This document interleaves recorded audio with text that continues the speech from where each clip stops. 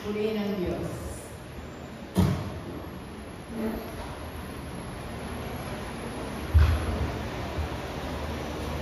Pagod ba? Thank you, Lord. So, salamat sa umaga nito na ako po i-share ang word. Congrats kay Jaira. Nakaka-proud. Piling ko magulang ako nung makita ko yung picture. Nakakaiyak pala. Congrats, Jai. Palain ka pa ni Lord at paboran ka pa ng Panginoon. Yan. Si Jaira po ay awardee ng basta kakaibang award na ano po yun sa thesis, no? So, nanalo sila. Kaya, buong Laguna ba yun? Buong region, tapos ilalaban sila ng national. Hallelujah. So, grabe, no? Grabe ang pabor ng Lord. Amen! Yung maliit na bata ay lumalaki. Purihin ang Panginoon. Hallelujah. Hindi ka namin na-congratulate kasi nasa kabundukan kami. Nasa kami itong last 3 days at napakabuti ng Panginoon sa ginawa ng Lord sa mga kabataan. Gusto ko pong ipagpasalamat yun sa Lord. Kahit nakaranas ako ng kakaibang pagod, pero grabe yung grace ng Lord. Kasi nag-desire talaga ako na madagdagan yung mga youth natin na ipapadala sa youth camp. Sabi ko, Lord, paano at sino? Hanggang sa unti-unti, halos araw-araw may nadadagdag, pinapayagan.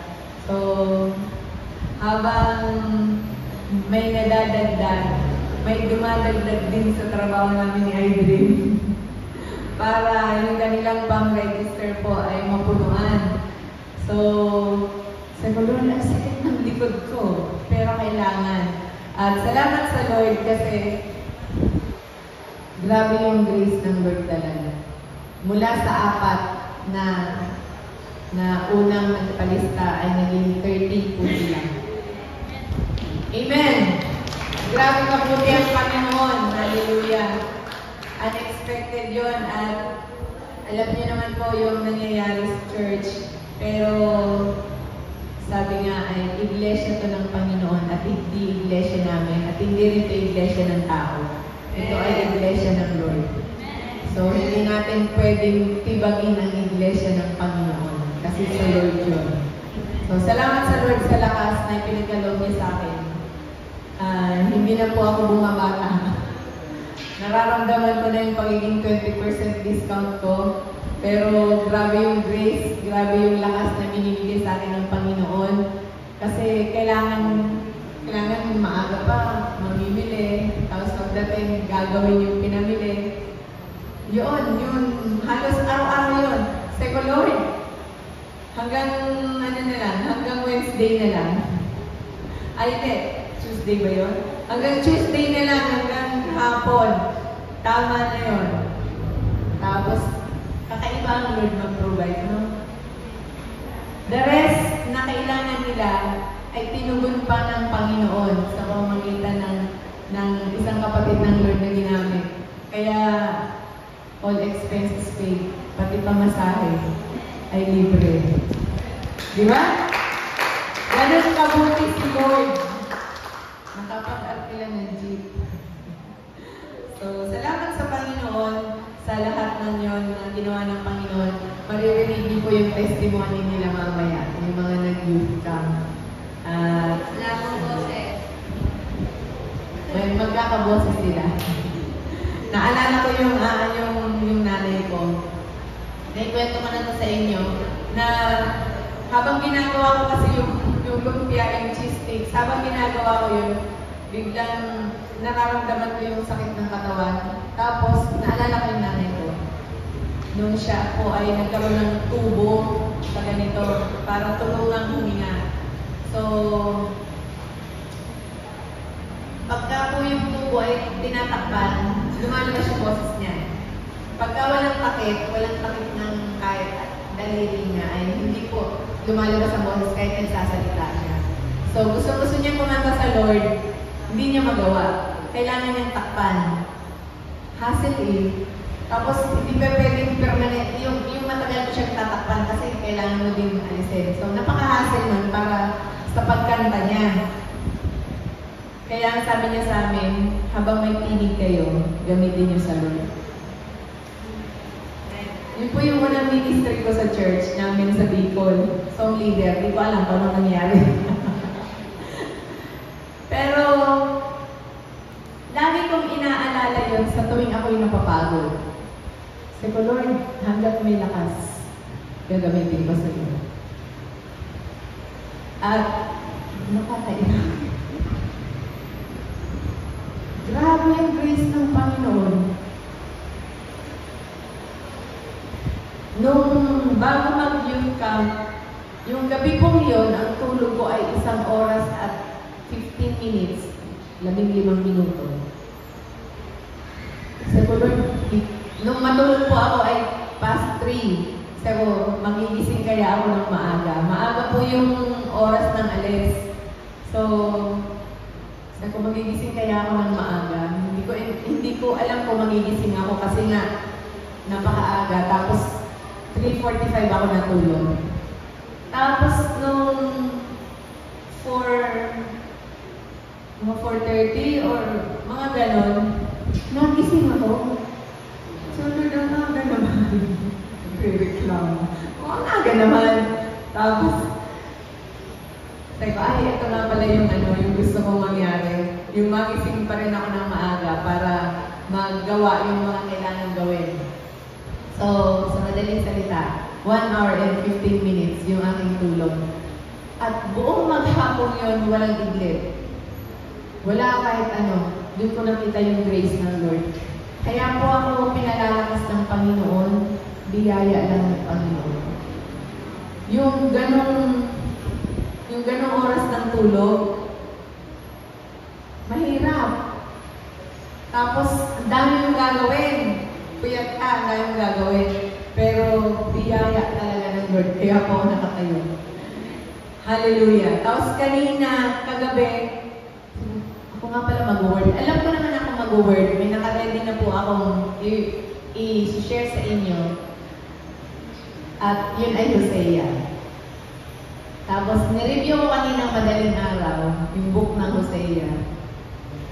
Habang nire-review ko, nangusap si Lord, hindi yan. Sabi ko, what? Alasin ko pasado na, Lord. Ngayon pa ba? Ngayon pa ba mababago yung message na inihanda ko? Sabi, nung binabasa ko yung Hosea, yun yung dumating sa akin na word na, hindi yan. So, binalik ako ng Lord sa Book of Esther. Ako, Lord, na-share ko na to sa kanila. Pero, talagang grabe yung prompting ng Holy Spirit na yun ang i-share mo. Sa book ng Hosea, meron pong pinarealize sa akin ng Panginoon doon. Hindi pa tayo nag-uwis sa Messiah. Kasi na magkwento namin din nila i-check kahapon. Tapos, grabe yung realization ko na yung binibigay nating pangalan sa ating mga anak, sa ating anak, ay totoong nagmamanifest. Kaya kailangan maingat sa pagbibigay ng pangalan. Sabi ko, kanina lang, kahapon lang pinag-uusapan namin nila Rio, yung pangalan, yung pagbibigay ng pangalan sa anak. Pagkatapos, pinabasa sa akin ng Lord yung realize sa akin ng Panginoon dun sa book ng Hosea na grabe pala yung effect kung ano yung pangalan meron tayo. At may meaning bawat pangalan, nagmamanifest po sa atin yun. Buti na lang, yung pangalan ko, niredeem ko na. Kasi ang pangalan ko po ay galing sa idol ng Bicol. Doon talaga pinangalan ng tiyahin ko. Kaya sa aming magkakapatid, ako lang po ang letter F. At saka yung gusto namin, ang kakaibang umpisa ng pangalan. The rest ay letter J. At lahat yun ay galing sa Bible. Kami hindi. So, nung una kong malaman yun, at na alam ko na kung paano i-redeem yung mga ganon, so niredeem ko siya. Lord, nire-redeem ko ang pangalan ito. Hindi magmamanifest sa akin yung kung ano mang meron sa pangalan ito. So, yun po. At yun yung nakita ko kahapon habang nagkikwentuhan kami at pinabasa sa akin ng Lord yung book ng Hosea. Grabe, ibang klase talaga ang Panginoon mag-reveal. Pero hindi po yun ang ating pag-aaral, ang ating pag-aaralan ngayong umaga. Kasi nga, kanina umaga lang, alas 5 pasado, sabi ng Lord, hindi yan. At pinabalik ako ng Panginoon sa Book of Esther. Basahin ko po sa inyo yung chapter 10. Doon sa huling chapter na tayo. Pwede po bang tayong lahat ay tumayo bilang paggalang sa salita ng Panginoon? Ayun po tayo. Basahin natin ang Book of Esther, kung chapter 10. Kung meron po kayong mga Bible, ayan. Bukas po sa Esther chapter 10. In-encourage po namin kayo na gamitin ang physical Bible. Kasi pag digital, minsan napapapindot tayo pag may nag-pop up na message, napapapindot tayo sa Facebook, napapapindot tayo sa Instagram. So, in-encourage namin kayo, kaya namin kayo binibigyan ng physical Bible para gamitin. Amen. Chapter 10, buong chapter po. Basta tayo. Pinagbayan ni King Xerxes ng tax ang buong lupain at lahat ng Islam na sasakupan niya. Lahat ng magaganda at magagaling na ginawa niya, pati yung buong kwento ng pag-promote niya kay Mardochai sa mataas na posisyon ay nakasulat sa official records ng mga hari ng Persia at Media. Ang Jew na si Mordecai ay pangalawa sa may pinakamataas na posisyon next kay King Xerxes. Ginagalang siya at gustong-gusto ng mga kapwa niya Jew. Ginagawa niya ang lahat para sa kapakanan ng mga kababayan niya at para sa ikabubuti nilang lahat. Pagpalain mo, Panginoon, ang iyong mga salita, Lord. Ayan mo, Panginoon, na ito'y mangusap sa amin at maisabuhay namin, Panginoon, ang nais mo, Diyos, na matutunan namin. Maraming pong salamat sa pangalan ni Jesus. Amen. Amen. Okay, makakaupo na po kayo. Actually, buong book po ng Esther ang ating pagkukuhanan ng message ngayong umaga. Ready ba kayo? Anong oras na? Ready ba kayo? Buong book.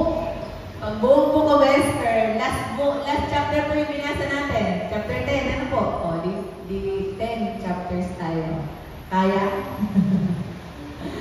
Anyway, pinamagatan. Kanina umaga din lang ang title nito. Ang title po ng ating message ay Against the Flow, or Salungat sa Agos. Against the Flow. Okay. So, kwento ko sa inyo ang buhay ni Esther. Sa Persia, ay meron pong king na ang pangalan ay si King Xerxes. At meron siyang asawa na ang pangalan ay si Vashti. So, queen ang tawag sa kanya. Dahil king yung asawa, ay queen siya. Queen Vashti. Isang araw, itong si King Xerxes ay nagkaroon ng isang piging. Ibig sabihin, parang fiesta. Nagkaroon ng pahanda sa mga tao. So, nung inihanda ng lahat, parang fiesta talaga eh. Hindi lang nag-last ng isang araw. 3 araw yung fiesta. 3 araw yung kainan. Isipin nyo. Tayo, pag pinakain tayo ng mula alas 8, breakfast natin. Mula alas 8 hanggang alas 12. Tingin nyo ba okay yun? Tingin nyo okay yun? Yun nga 3 hours na unlimited sa buffet 101. unlimited sa Vikings. Hindi mo kaya yung 3 oras na kumakain. Sino may kaya? Kahit na bata-bata pa tayo, hindi natin kaya yun. 3 oras, wala kang pahinga. Kaya na kain. Sila 3 days. 3 days na fiesta. 3 days na walang ginawa kundi mag-enjoy sa mga pagkain. So, yun po yung ginawa ni King Xerxes. Ngayon, sabi niya dun sa kanyang mga nasasakupan o sa kanyang mga alalay, tawagin niyo si Queen Vashti. So, tinawag si Queen Vashti, yung kanyang mga alalay, pero hindi sumama si Queen Vashti. Alam niyo ba, pag ikaw ay hari, anong kasabihan? Ang salita mo ay hindi mababalik. Hindi sumama si Queen Vashti dun sa patawag ni King Xerxes. Pagdating ng kanyang mga alalay, ayaw mong sumama ni Queen. Naggalit ngayon yung hari. Tinanong niya yung kanyang mga advisor. Sabi niya dun sa kanyang mga advisor, anong gagawin niyo? Kung sakaling, anong pwede nyo i-advise sa akin pag ganito ang ginawa ng ating queen? Ang advice sa kanya ay alisin sa kanyang pinalalagyang pwesto. Alisin sa pagiging. At yun ang ginawa ni King Xerxes. So, ano nangyari? Wala ng queen ang Persia. King na lang meron siya. So, sabi ng kanyang mga advisor, King Xerxes, dahil wala ka ng queen, ang advice namin sa iyo ay maghanap tayo ng kapalit ni Queen Vashti. So, nakinig si King Xerxes, sabi niya, okay, ihanap niya ako ng mga, kumuha kayo sa bawat lugar ng magagandang dalaga. At doon tayo pipili. Doon sa paghahanap ng kanyang mga alalay ng magagandang dalaga, natagpuan niya dun si Joy, si Dayan. Bakit ka magpasayo? Natagpuan niya yung mga magagandang dalaga at kasama doon si Esther. Kasama doon sa magagandang dalaga. Ang sabi ng king, okay, dalhin niyo siya doon sa mga namamahala, sa mga, yung mga magiging queen. Dalhin niyo sila doon. At doon sila i-prepare kung ano yung mga kailangan nilang gawin. Alam niyo ba, ang preparation ng pagiging queen ay ganito. 6 months siyang imamassage ng myrrh oil. Sabi ko, wow! Noon pa man ay uso na pala ang spa. 6 months na nagpapaspa. Kumusta naman yun? Ganda ng skin. No? Flawless. Anong tama ng mga pinapahid-pahid natin? Myrrh oil, napakamahal po nun. 6 months yun ang ginagamit sa kanya. Hindi lang sa kanya, kundi dun sa iba pa. So, bukod dun sa 6 months na minamassage siya ng myrrh oil, ay meron pang 6 months na pinapabanguhan siya at pinagaganda. Gusto niyo yun? Thank you nga pala sa regalong gift cert sa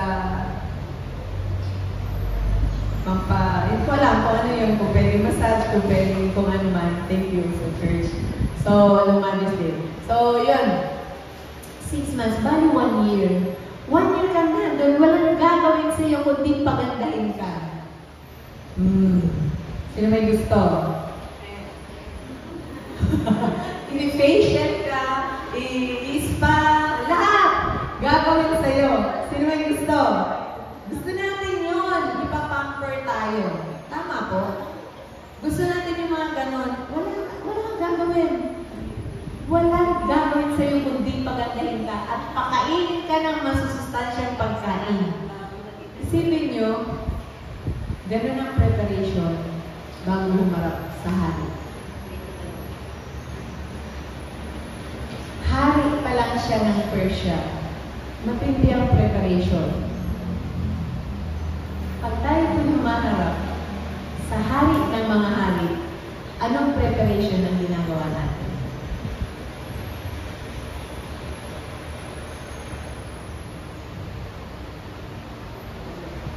Hari ng Persia si King Xerxes.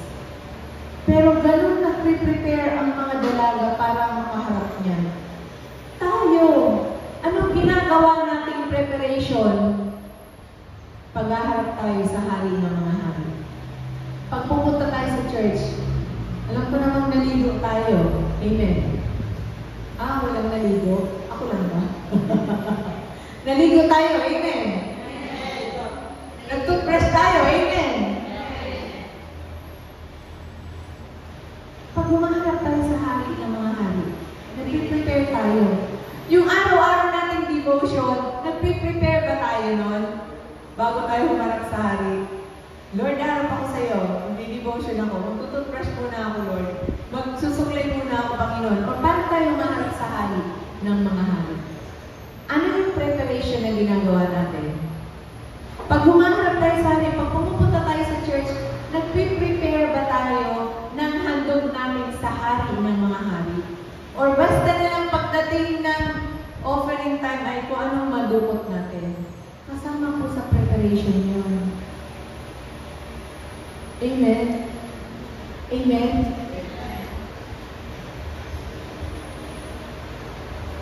Chapter 2 pa lang tayo. Grabe yung preparation paghaharap ka sa hari. Pinaganda siya ng todo at dahil doon,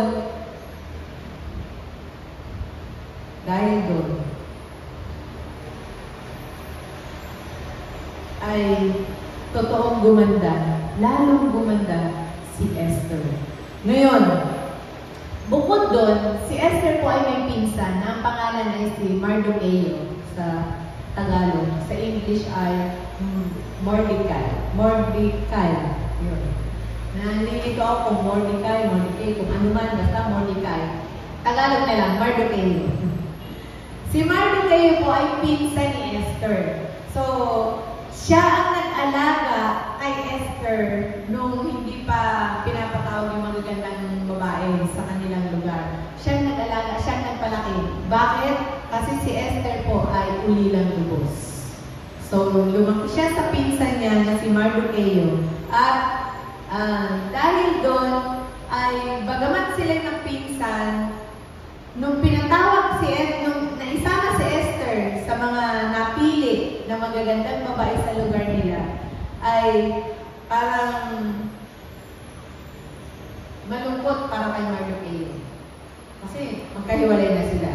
So dahil doon, ay wala na silang masyadong komunikasyon. Wala pang cellphone doon. So hindi sila masyadong nakakapag-usap na, malayo na sila sa isa't isa.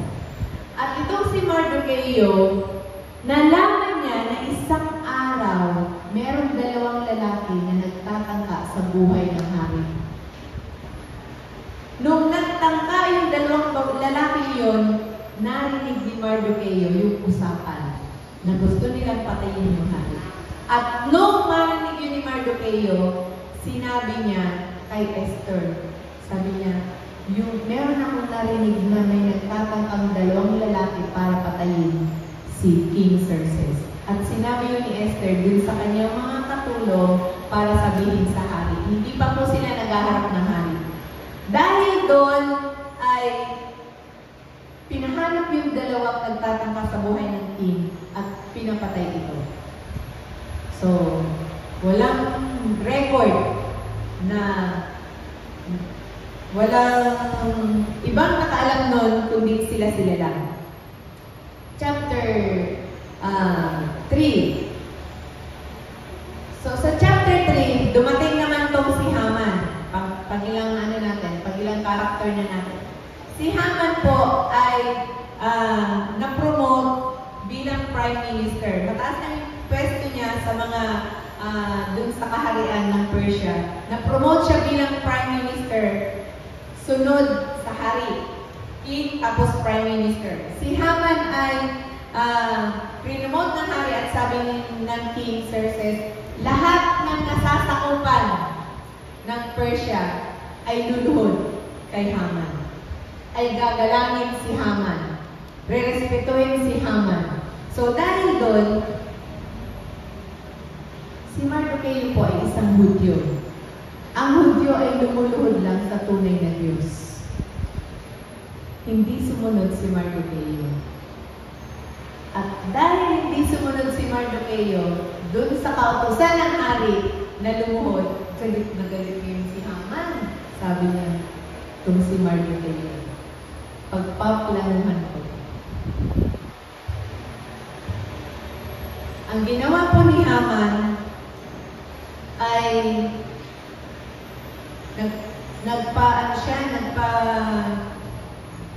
nagpahukay siya ng balon ng 15 feet.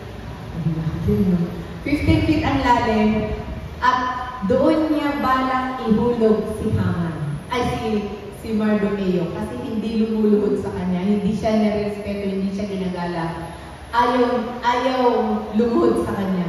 So, nagpahukay siya ng balon at pagkatapos pinagplanuhan niya kung paano ihuhulog doon si Mardocheo. After po nun, ay chapter 4, nananis ang buong mga Hudyo sa Persia.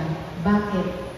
Kasi ang sabi ng hari, ang utos, ay kailangan lahat ay luluhod. Si Mardocheo po ay kasama doon sa mga Hudyo. Ang ginawa ni Mardocheo, nagkubad siya ng kanyang damit, pagkatapos nagdamit siya ng sako, pumunta siya doon sa may gate ng kaharian at naglagay siya ng abo. Nalaman ngayon ni Queen, hindi pa Queen nun si Esther, nalaman ngayon ni Esther na gano'n ang nangyari. So, nung nangyari po yun, sabi ni Esther, bakit yung pinsan ko gano'n na ginagawa? Sabi ni Esther, ganito na lang ang gawin natin. Sabi niya din sa kanyang mga kasama, puntahan yung pinsan ko, dalhan niyo ng damit, dalhan niyo ng kailangan niya. So, dinalhan. Nung madalhan po, sabi ni Mardocheo, hindi yan ang kailangan ko.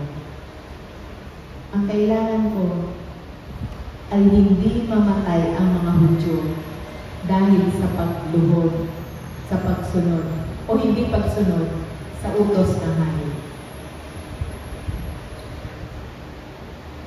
Nanangis po, chapter 4, nanangis ang buong Hudyo at pagkatapos, nalaman ito ni Esther.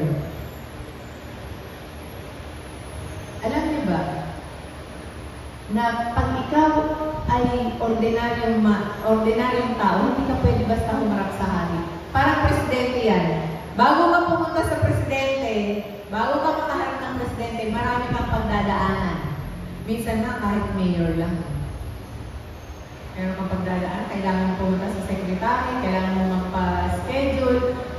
Ganun din sa iba pang mga nasa mga ranking officials natin. So, lalo pa yung hari. Ngayon, eto na.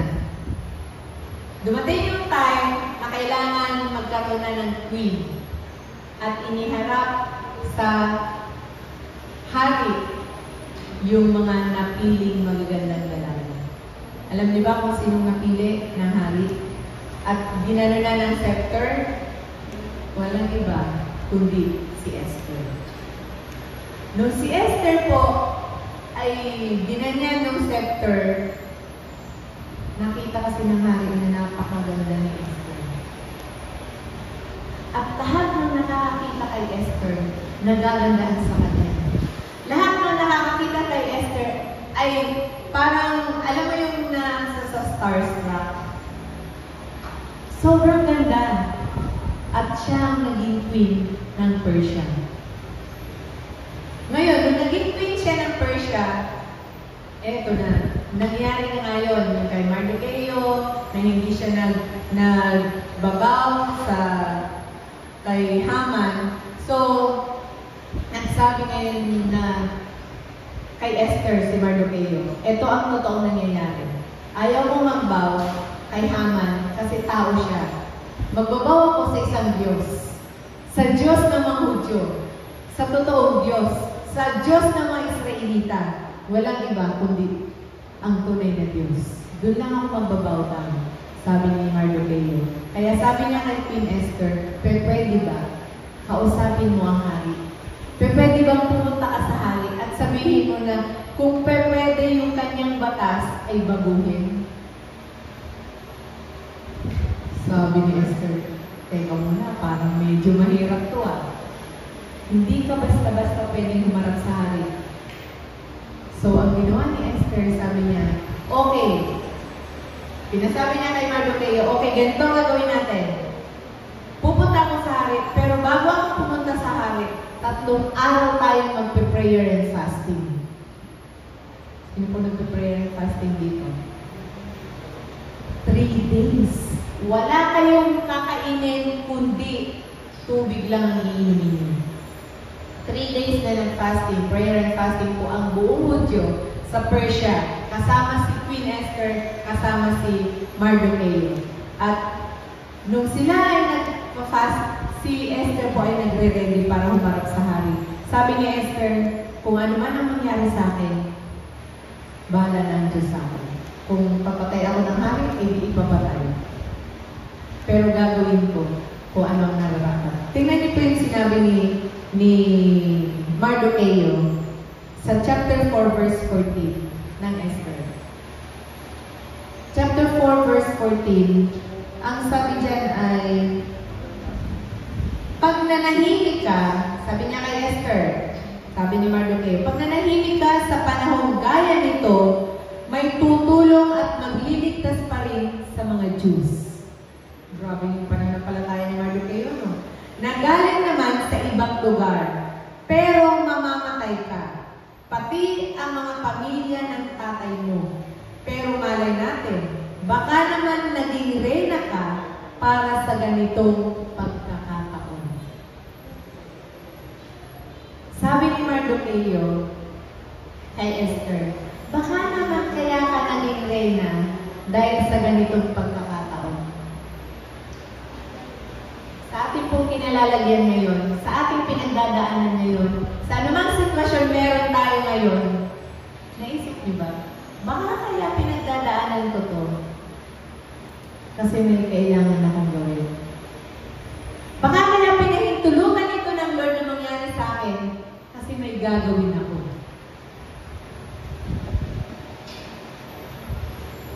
Natanong niyo na ba sa Lord, Lord, bakit ko ito pinagdadaanan?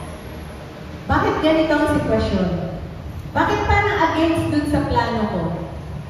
Baka naman, inibigay ka ng Lord dyan kasi may gagawin ka. Amen? Amen?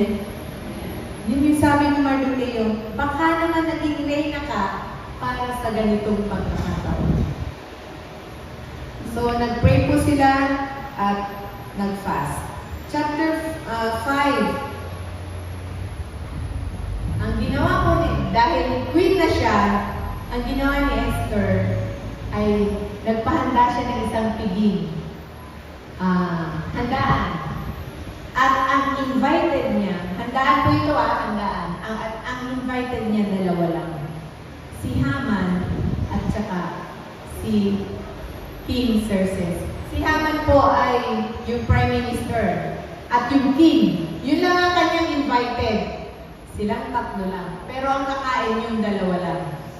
Isipin niyo yun handaan, pero 2 lang kayong kakain. Dahil mo nakaready pagkain. Isipin niyo na kung ano ang lahat ng gusto nyong pagkain. Nandun sa handaan. Tapos 2 lang ang kakain. 2 lang kayo. Masaya ba? Dahil pagkain, pero 2 lang kayong magkaharap na kakain. Masaya kaya yun? Di ba tayo, kahit tuyo lang yan, kahit nilagang ganun lang yan. Pagka marami, sumasaya. Pagka may kaagaw, sumasaya, sumasarap. Eh, yun, grabe yung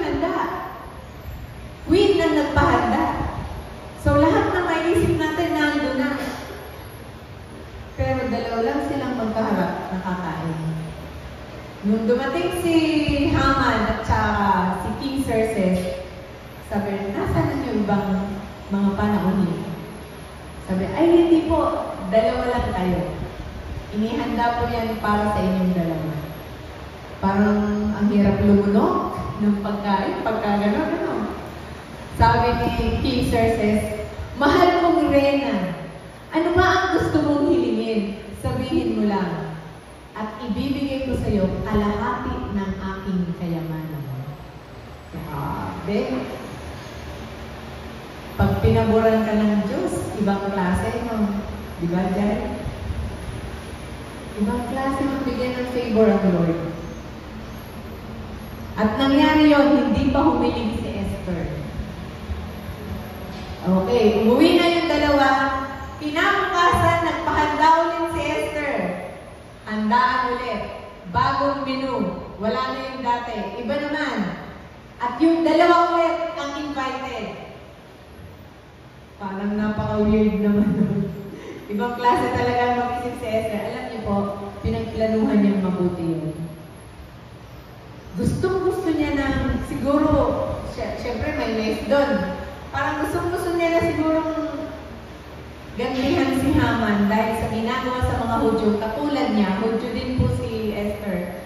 Kasi pinsan niya si Mardocheo. Na gustong ipapatay ang mga Hudyo. Parang, alam mo yun, sa gitna ng ganong sitwasyon, ipaghahanda mo ang iyong kaaway. Hello. Babatiin mo ang iyong kaaway.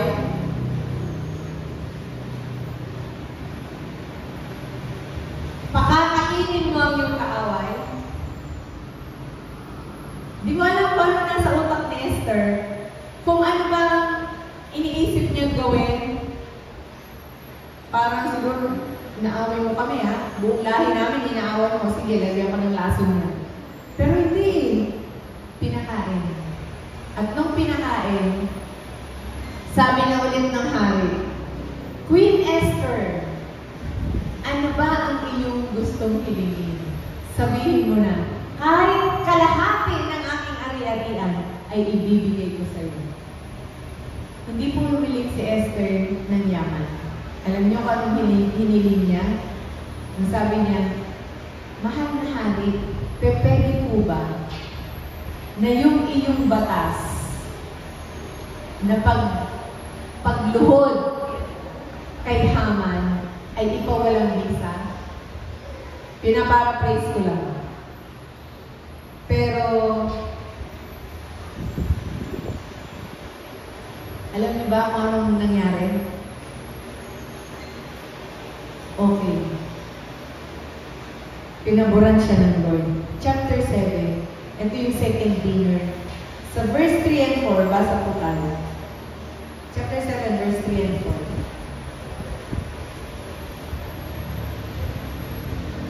Sumagot si Queen Esther, kung natutuwa kayo sa akin, mahal na hari, grabe. At kung papayag kayo sa request ko, gusto ko po sanang mabuhay pa ako at ang mga kababayan ko. Sabi niya, binenta kami, ako at ang mga kababayan ko para patayin. Kung sana ibebenta lang kami para maging alipin, mananahimik na lang ako. At di ko na kayo bubuluhin. Pero, planong wasakin at ubusin ang lahi namin. Yun yung pakiusap ni Esther sa hari. Sabi mo sa inyo, mahirap humarap sa hari. Pero, grabe yung tapang na bigay ng Lord kay Esther para sabihin niya yun sa hari. Diba? May request siya, gusto niya mabuhay siya at ang kanyang mga kalahi. So, hindi lang para sa kanya, kundi yung buong lahi ng mga Hudyo na pinili ng Diyos, na bayan ng Diyos, gusto niyang mas fair dun sa kamatayan. So, ibinigay ng Lord yun. Next, sa chapter 8 tayo. Binigay kay Queen Esther lahat ng yaman ni Haman. Alam niyo kung bakit? Kung bakit binigay sa kanya?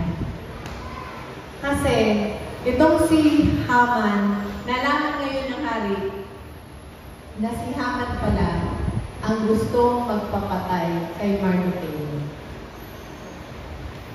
At nung matulog si Hari, hindi siya oras ng tulog, hindi siya makatulog. Kasi, kaya siya hindi makatulog. Kung ano, siyempre, pag-hari ka, ano umanga sa utak mo, kung paano mo pangunahan ng iyong bayan. So, hindi siya makatulog. Ang sabi niya doon sa kanyang alalay, kunin mo nga yung libro ng kasaysayan. So, kinuha yung libro ng kasaysayan at binasa niya. Nandun sa libro ng kasaysayan, yung ginawa ni Mardocheo na pagsumbong dun sa dalawang gustong pumatay sa kanya. Sabi ni King Xerxes, nabigyan ba ng honor si Mardocheo? Nabigyan ba ng reward si Mardocheo sa ginawa niyang pagliligtas sa buhay ko? Sabi ng kanyang mga alala, wala po, hindi po. At nung malaman ng hari yun, sabi ng hari, sige, bukas na bukas din, bigyan ng honor si Mardocheo. Parangalan si Mardocheo. At inilibot siya sa buong Persia, pinararangalan, at ang kanyang guide ay walang iba kundi si Haman. Nakasakay siya sa karwahe, iniikot sa buong Persia, at ang umaalalay sa kanya ay si Haman na gustong ipapatay siya. Nagbumerang ngayon kay Haman yung kanyang plano. At nung kalaunan, ang nangyari pa, sa halip na si Mardocheo, ang ilagay din sa 15 feet na pinahukay ni Haman para siya ay mamatay, si Haman po ang inilagay doon para siya ay mamatay. Nabaliktad. Minsan may mga plano ang kaaway sa atin na binabaliktad ng Lord. Amen.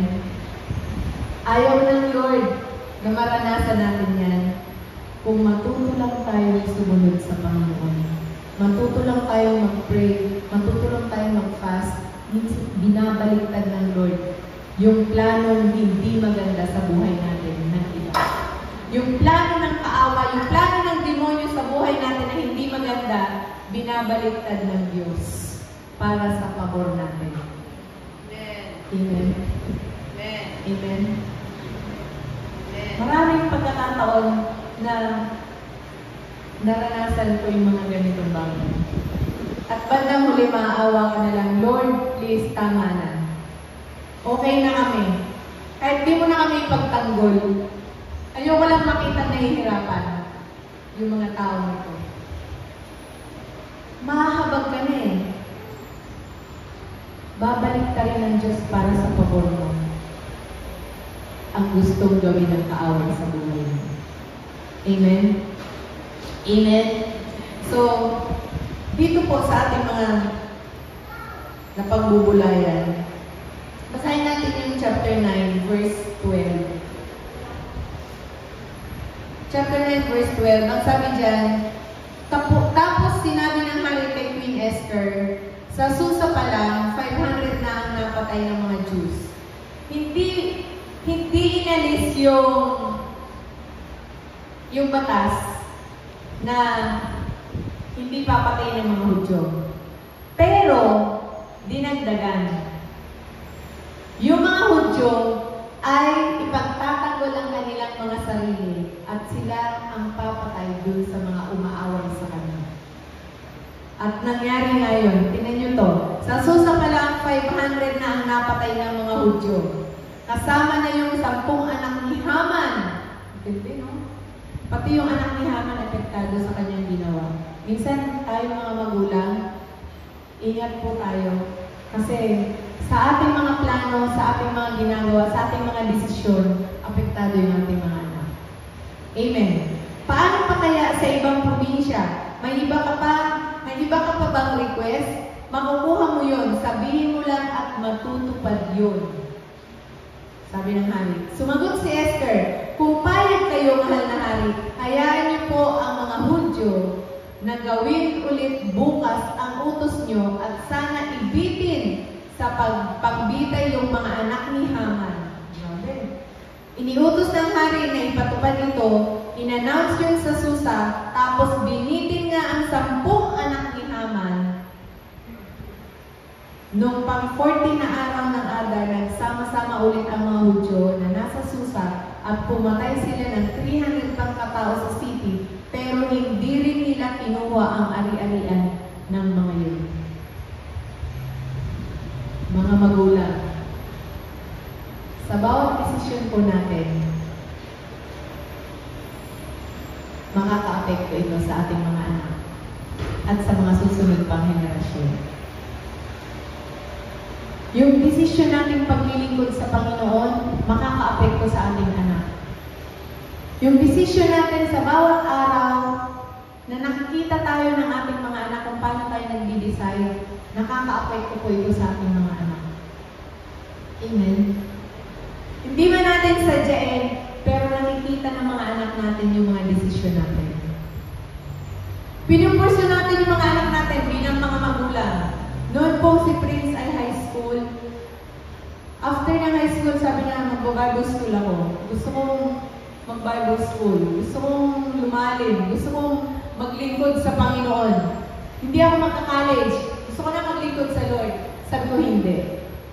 Magka-college ka. Hindi po dahil ayaw ko maglingkod siya sa Panginoon. Ang sabi ko sa kanya, kailangan mong mag-aral ng kolehiyo. Kasi balang araw ang paglilingkuran mo, lahat professional. Paano ka maglilingkod sa mga professional kung ikaw mismo ay hindi professional? So, naunawaan niyo po yun. Tayo, pinupush natin yung mga anak natin. Tama po, mga magulang. Pinupush natin yung mga anak natin na ito yung gawin, ito yung gawin, ito yung makabubuti. Pinupush natin yung mga anak natin na mag-aral na mabuti. Hindi pwedeng absent ng absent. Pero minsan, pag ayaw mag-church ng anak natin, okay lang. Hindi natin pinupush. Masakit. Diba? Mga magulang, mas pahalagahan po natin ang spiritual na buhay ng ating mga anak. Hindi habang panahon hawak natin yung ating anak. Kung hindi natin sila tuturuan mag-pray, pag lumabas na yan sa bahay natin at hindi marunong manalangin, ewan ko lang. Mga magulang, kung kaya natin silang i-push sa mga bagay ng mundo, mas i-push natin sila sa mga bagay ng spiritual. Mas lalo natin silang itulak sa mga bagay ng spiritual. Alam niyo kung bakit? Kasi ang bagay ng spiritual ay pang-eternity. Pero ang bagay sa mundo, hanggang mundo lang. Ang pag-aaral hanggang mundo lang yan. Wala nang pag-aaral sa kaharian ng langit. Wala nang pag-aaral sa eternity. Amen?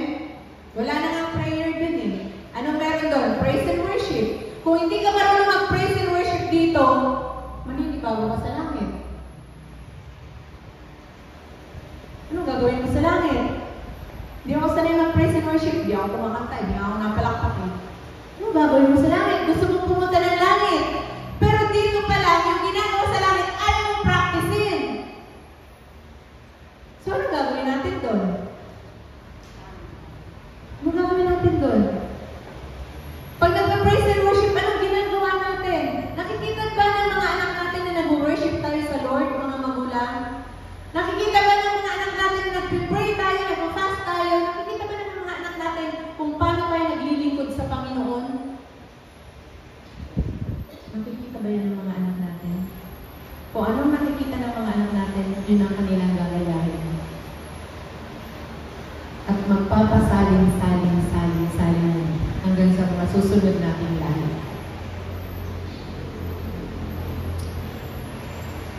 Salamat sa mga magulang na isinasama ang kanilang mga anak sa iglesia. Salamat sa mga magulang na pinipilit yung kanilang mga anak na maglingkod sa Panginoon. Salamat sa mga magulang na tinuturuan ang kanilang mga anak na mag-pray. At salamat din sa mga anak na nire-respeto ang kanilang mga magulang. Amen. Amen? Amen. Mahirap, hindi madali. Kami po, lingkod ng Panginoon, hindi madali ang pagpalaki ng anak. Yung maliit pa lang, madali. Kahit pa makulit yan, madali. Pagdating ng high school. Sa mga may high school na anak, alam niyo yan. At sa mga nag-high school na anak, alam niyo po yan hanggang college. Mas mabigat, mas kailangan mong lumuhod, mas kailangan mong manalangin, mas kailangan mo silang iiyak sa Panginoon. Hindi po perpekto ang buhay namin. Hindi nagkamali ang mga anak namin. Nagkakamali po. Sumesempla. Walang perpekto sa mundo. Pero pag may takot sa Panginoon, babalik at babalik sa Panginoon ang ating mga anak. Amen. Amen. Mabigat. Verse 22 hanggang 20, verse 20 hanggang 22 ng chapter 9.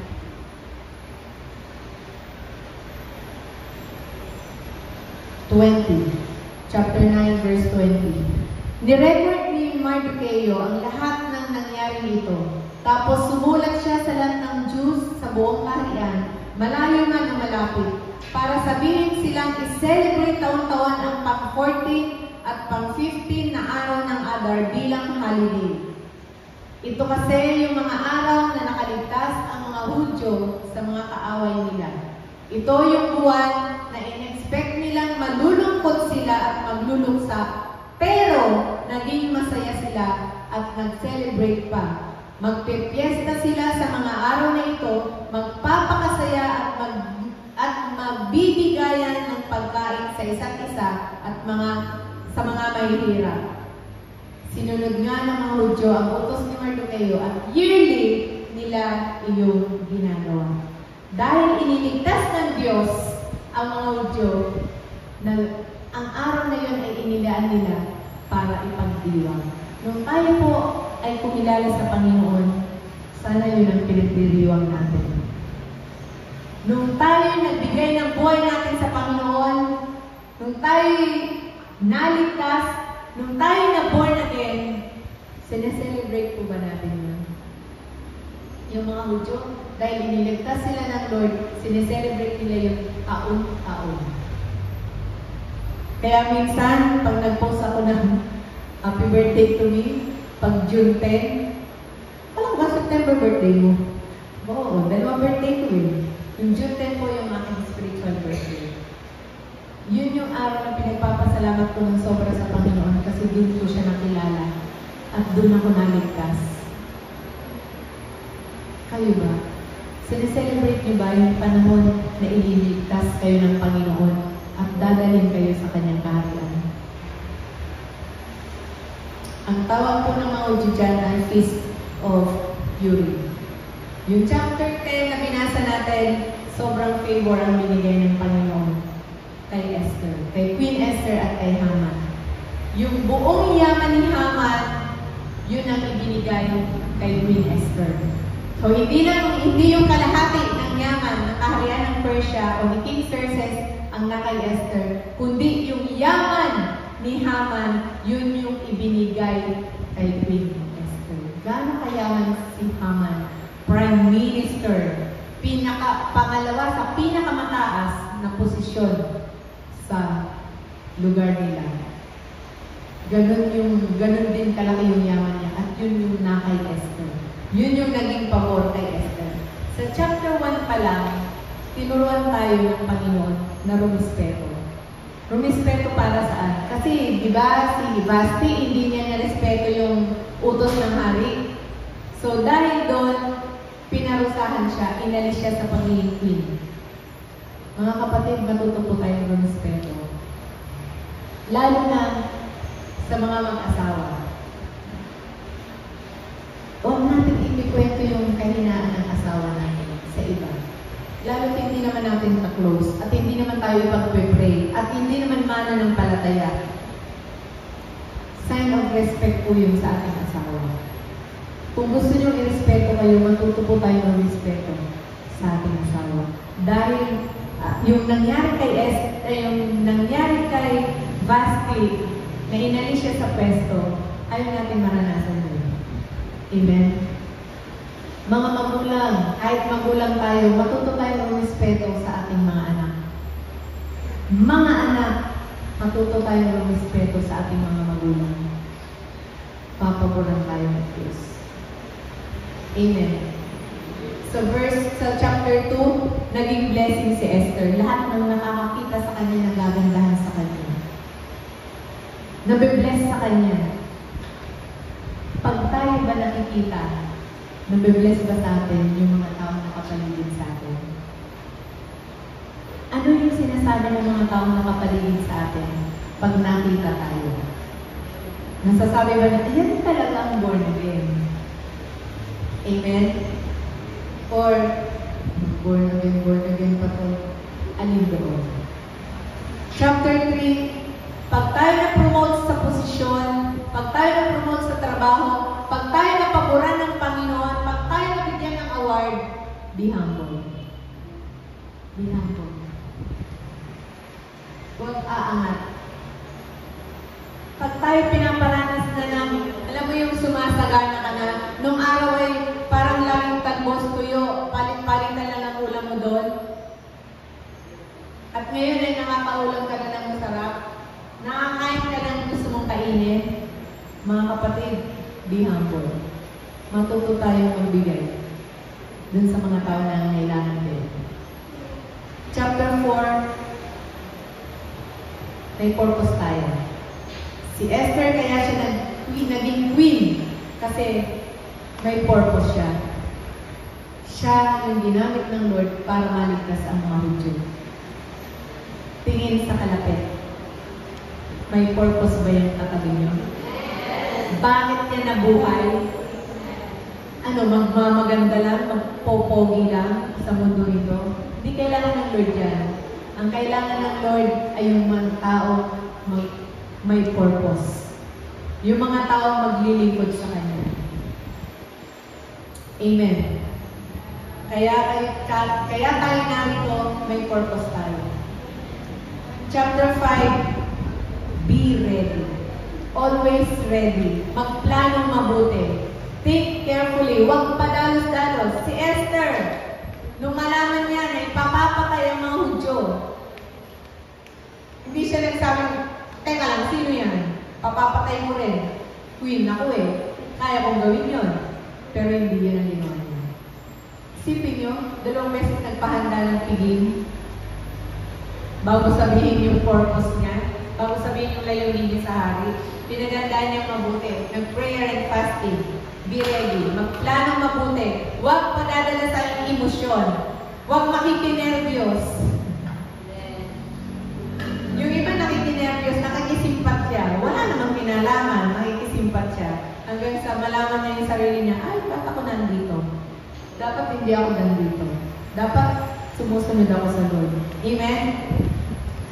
Chapter 6, give honor sa kailangang i-honor. Amen? Pag may nagawang mabuti, i-honor natin.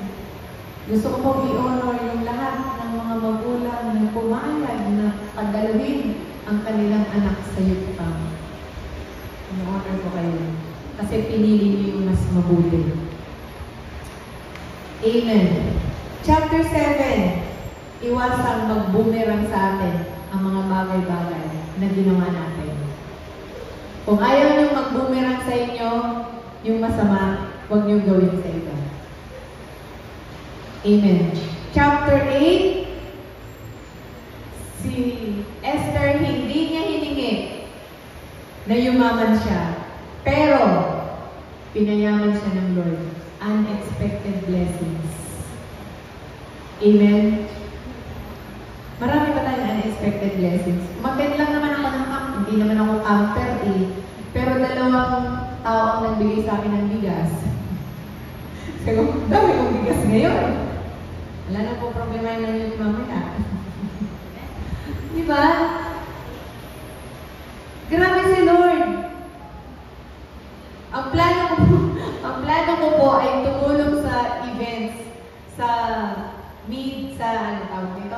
sa ministry ng events na pinamumunan ni Mia. Yun lang yung purpose ko para kaya ako pumunta doon sa camp. Sabi ko, Mia, gusto mo ba magtinda tayo sa camp para magkaroon ng fund ang events? Kasi kailangan lagi ng fund ng events. Sabi ni Mia, sige po. Nagpaalam po ako sa camp director, pumayag. So, nag-ready kami ng mga kailangang event at grabe si Lord. Mali pala yung aming figure na nasabi kay Mia. Alam niyo, ang pinita namin ng 3 araw, pa-half day lang yun. Pag kailangan sara, walang magtinda. Kasi kailangan nasa session. So, pinita namin doon ng 1,800. 1,806 yata. Hindi na nagagawa mo. 3 araw po yun. Ano lang naman yun? Mga pampayutay. Grabe yung mga unexpected blessing ng Lord. Unexpected blessing sa akin ng Panginoon ang pinakamatindi na feeling ko naging camper ako. Alam niyo kung bakit? Second day, merong speaker na galing sa Cavite. Nag-request siya na kailangan yung mga pastor ay nandun sa hall. Kasi kailangan niya. So, ang aming pong trabaho sa camp ay sa kusina. Sa pagkain, mag-ready ng mga kakainin. So, kung ano man yung maitulong sa kusina. Pero hindi po ako tagaluto. So, yun lang yung trabaho ko doon. Bukod doon sa aking purpose na magtinda para sa events. Pero, niloob ng Lord na i-request yung mga pastor na makinig at kailangan nila ng mga pastor para dun sa session na yun. So, nung nandun po kami, nakahilera kami ganyan sa likod. Sabi nung, hindi kami masyadong nagkagantuhan, mga tahimik lang. Pero ako, ang sakit na ng ganito ko. Bakit? Kami pigil ng pag-iyak. Ang sakit sa ganito. Tapos, maya-maya sabi ni Pastor Reggie, lumingon, ang pangit ko na tuloy. Kasi iyak na siya naiyak. Ang pangit ko na tuloy. Hindi kami nagtatawanan, pero tumutuloy yung tuwa namin. Tapos, nagtatawanan. Sabi naman ng isa, bakit ba kasi tayo naging camper? Feeling namin camper kami. Alam niyo po kung bakit? Napakaganda ng mensahe. At ng testimony. Kung gusto niyo mapakinggan, mapanood, na feature ka sa Mapakailanman at saka sa 700 Club. So, yun na. Session. Lahat ng crew, kailangan kasama. Parang camper din. Tapos, nung pinapikit niya lahat, kami lang ang nakadilat. Pinapunta kami sa unahan. So, ano yung gagawin namin dito? Lahat ng pikit. Tapos, isa-isa niya binabanggit yung mga bagay na kailangan lumaya ang mga kabataan. Alam niyo, habang binabanggit yun at nagtataas ng kamay ang mga kabataan, grabe na yung iyak ko. As in, hindi ko na mapigil. Na gusto kong lumapit na sa mga youth at yakapin sila isa-isa ng mahigpit. So, ito pala yung pinagdadaanan ng mga kabataan. Ito pala yung mga nararamdaman nila. Ito pala yung mga nangyari sa buhay nila na hindi namin alam. Ito yung Gen Z na hindi natin maintindihan kung bakit sila gano'n, bakit sila gumigising ng alas 12 ng tanghali at alauna ng hapon. Ito pala yung mga kabataan na laging sinasabi natin, yung mga kabataan yan, ganito, ganyan. Ito pala sila na may mga bit-bit. Grabe yung pag-unawa na binigay sa akin ng Panginoon nung time. Kaya nung sinabihan kaming lumapit at yakapin, yung pinakamaraming taas ng kamay, yun yung unang-una kong pinuntahan at pinag-pray. Hindi na nga ako makapagsalita eh. Umiyak na lang ng umiyak. Sabi ko, Lord, palayain mo ang mga Gen Z sa lahat ng kanilang bitbit. Sobrang pinaunawa sa akin ng Panginoon kung ano mang meron sila ngayon. Kung bakit nila nararanasan ng mga bagay-bagay na minsan hindi natin maintindihan bilang mga magulang. At dahil doon, sabi ko, Lord, tulungan mo ako. So help me God. Na lagi silang ipag-pray. Huwag silang kalitan sa panalangin. Kasi kailangan nila tayo, mga magulang. Kailangan tayo ng ating mga kabataan. Kailangan nila ng pang-unawa. Kailangan nila ng respeto. Kailangan nila ng simpatya. Kailangan nilang upuan, kausapin. Huwag puro pagalit. Amen, mga magulang. Kaya kung minsan hindi nagsasabi sa atin ng mga kabataan, kasi bago pa lang lumalapit, ano na naman yan? Bago pa lang lumalapit, ito cellphone. Pag lumapit sa atin ng ating mga anak, pakinggan po natin. May time noon na talaga ako yung boring na boring. Nung nag-aaral si Prince sa UP, Los Baños, tuwing uuwi ng Friday, gabi na. Nagkikwento. Makwento talaga. Ano ba ito matatapos? Ang mga kinikwento kung ano-ano lang naman sa akin. Kung ano-ano lang yun. Sa kanya medyo iba yun. Pero sa akin kasi, bilang matanda na, sa generation nila, parang walang kwenta. Pero sa kanila, may kwenta. So, sabi sa akin, Pastor, tsagain mo.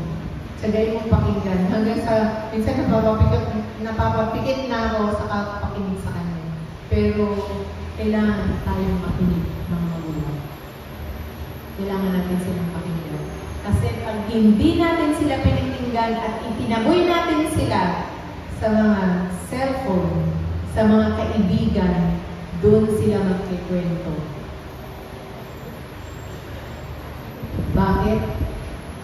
Pinapakinggan sila doon.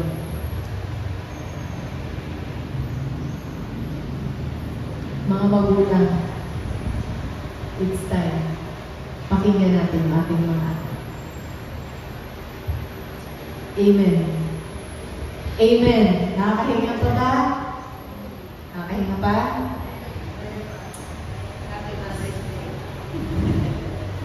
Yung pabor ng Lord ay isa sa atin. Pag tayo po ay natuto sa mga aral ng buhay ni Esther. Papaboran tayo ng Panginoon.